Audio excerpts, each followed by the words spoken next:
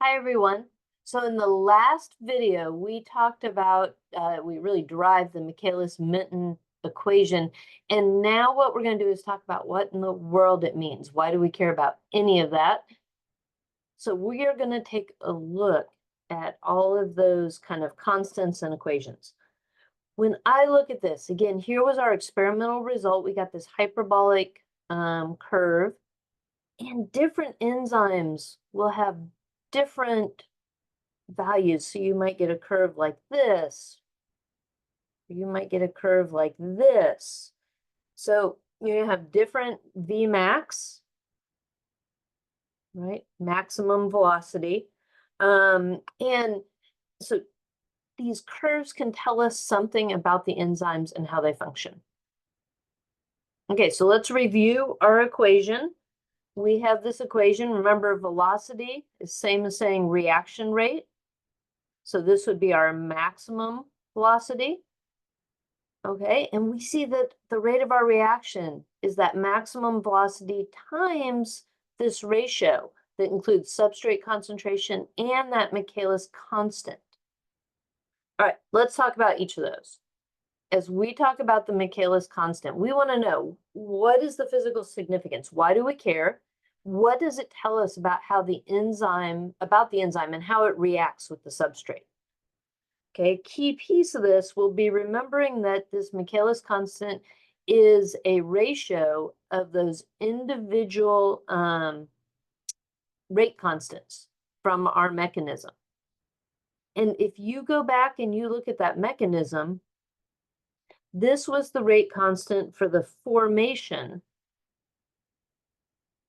of that enzyme substrate complex. So those things coming together. This was the rate constant for that enzyme substrate complex falling apart, going back to being E plus S separately.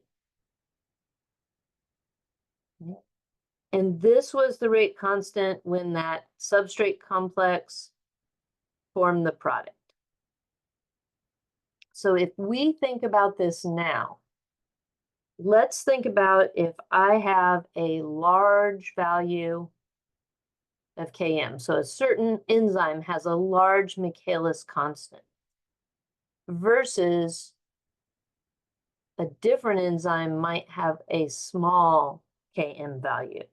Let's think about the small one first, because if I have a small Km value, that tells me that that K1 must be fairly large, right? Or at least larger than those things on the numerator, right, of our fraction. So if K1 is large, that is telling us something about the affinity here, right? We're saying that the substrate bonding, okay, or binding to the enzyme is really efficient, right? It likes to bind. On the other hand, over here, if I have a large value of Km, then that K1 is probably pretty small and K negative 1 is larger. There is a tendency for this to fall apart. Tendency for ES to split apart.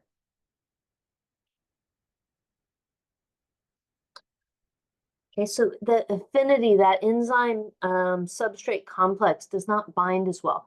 Now, this is more complex because it also has this product piece in there, so it's more nuanced, and we're going to really focus on that K negative 1 and K1, and we're not going to worry about the other piece right now.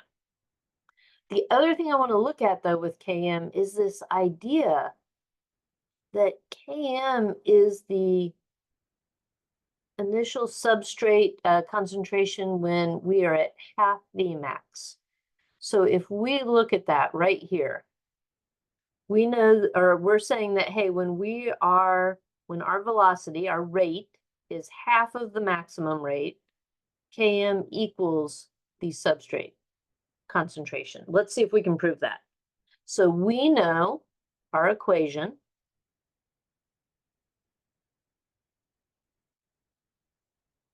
looks like this. But now I want to know how this works out when V naught is 1/2. So I'm going to plug that in.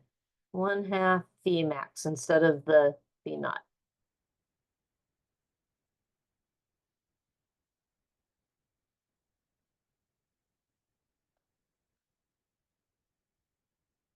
All right, I can do a whole bunch of algebra. So 1/2 Vmax times the substrate plus the Michaelis constant equals Vmax times the substrate concentration. You could distribute that.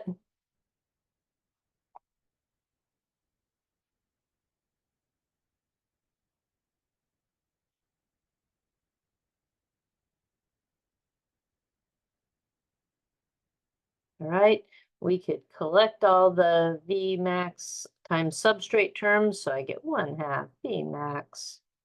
Lots of algebra. I bet y'all did not expect biochem to have this much algebra. So I had 1 Vmax times substrate minus 1/2 Vmax times substrate. If I look now here, the 1/2 Vmax cancel, and look at that. Km is that substrate concentration when we are at 1/2 our maximum velocity. Okay, so Km tells us something about the affinity of the enzyme for the substrate, right? So a larger Km means actually less affinity. That binding of the enzyme to the substrate is less. A small value of Km means we've got stronger, more efficient binding. Okay, and we can also figure out by, if we know our maximum velocity, when we're at half of that, we can figure out our substrate concentration from that Km value. All right, so let's talk about that maximum velocity. It is exactly what it sounds like. It is the fastest our rate reaction is going to go. And when we think about it, it is the fastest our rate reaction is going to go because essentially we have the enzyme saturated with substrate.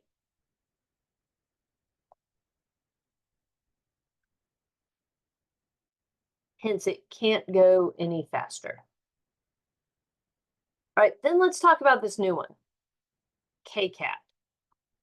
So when we look at this, you do not read this directly from the graph, but we can read it from Vmax. Essentially, it's this K2. We also call it this Kcat constant, and it is also known as the turnover number.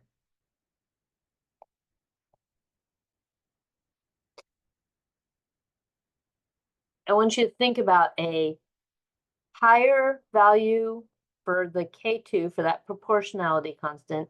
Remember, that was the one for the substrate complex going to the products. Okay, so a higher value means that that is happening more efficiently. It's happening faster. So this turnover number is really the number of substrate molecules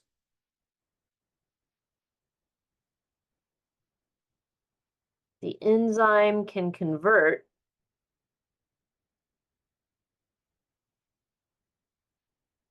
to products in a unit of time.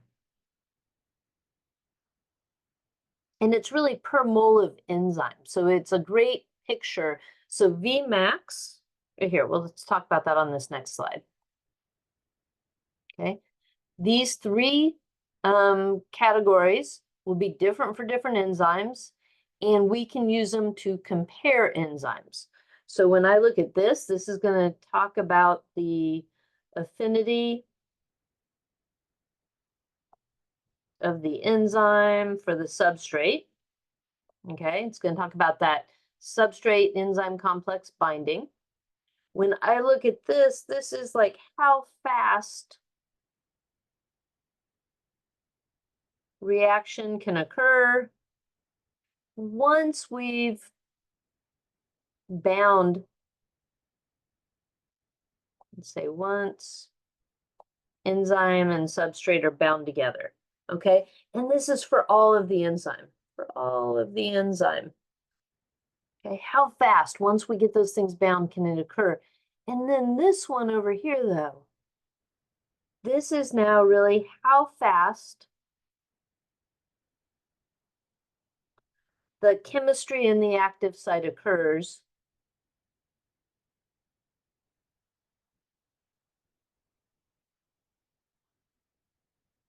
That it will be on a per enzyme molecule basis. Okay, so Vmax, if you had more enzyme, Vmax would be higher, but Kcat for the same enzyme would be the same. All right, that is it for this video.